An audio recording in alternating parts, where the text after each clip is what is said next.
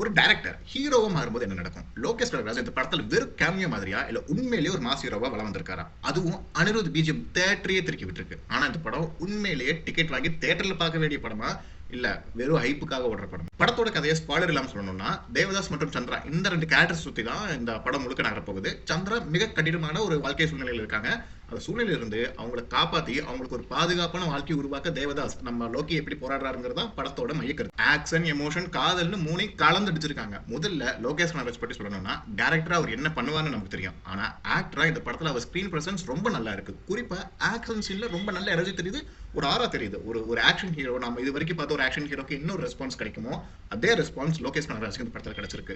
அடுத்து வாமிகா கவி, அவங்க கேரக்டருக்கு தேவையான எமோஷனை ரொம்ப நல்லா கொடுத்திருக்காங்க. தேவையான இடத்துல தேவையான அளவு ரொம்ப பெர்ஃபெக்ட்டா இருக்கு.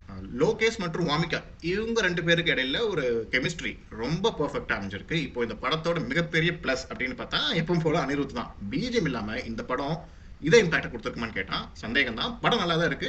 பட் பிஜிஎம் வந்துட்டு ஒரு தூண் மாதிரி இருக்குது இந்த படத்துக்கு.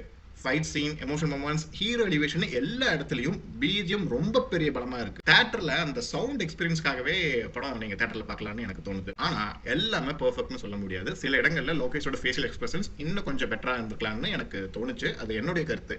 சில காட்சிகள் இன்னும் ஸ்ட்ராங்கா இருந்திருக்கலாம். ரொம்ப ஹைப் ஏத்தி கொஞ்சம் வீக்கா முடிஞ்ச மாதிரி எனக்கு ஃபீல் ஆச்சு. ஸோ அந்த பீக் சாட்டிஸ்ஃபை ஆகல. மேலும் ஒரு அடல்ட்ரேட்டட் படங்கிறதுனால இது நீங்க வந்துட்டு ஃபேமிலி கூட்டிட்டு போய் பார்க்க முடியுமான்னு கேட்டா டவுட் தான். பட் பசங்களோட ஜாலியா போயிட்டு பார்க்குற ஒரு ஆக்ஷன் படம். இந்த ஜான்விக் மாதிரியான படத்துக்கு இது ஆக்சுவலி பெர்ஃபெக்ட்டா இருக்கிற படம். ஸோ நீங்க ஒரு ஆக்ஷன் லவர்ஸா இருக்காங்க, நீங்க ஒரு ஆக்ஷன் லவர்ஸா இருக்கீங்க, உங்களுக்கு ஆக்ஷன் மூவிஸ் பிடிக்குங்கிற பட்சத்தில் ஆப்வியஸ்லி இது வந்துட்டு உங்களுக்கு ஒரு செம்ம ட்ரீட்டான படமாக தான் இது இருக்க போது. எந்த விதத்துலையும் உங்களுக்கு டிசப்பாயிண்ட் பண்ணாது. ஸோ இட்ஸ் அ பைசா வசூல் படம். எல்லாருமே தேட்டரில் பாருங்க. Good experience. இது நீங்க ஓடிடியில் வீட்டில் தேட்டரில் பார்த்தா இதே எக்ஸ்பீரியன்ஸ் கிடைக்குமான்னு கேட்டால் டவுட் தான்.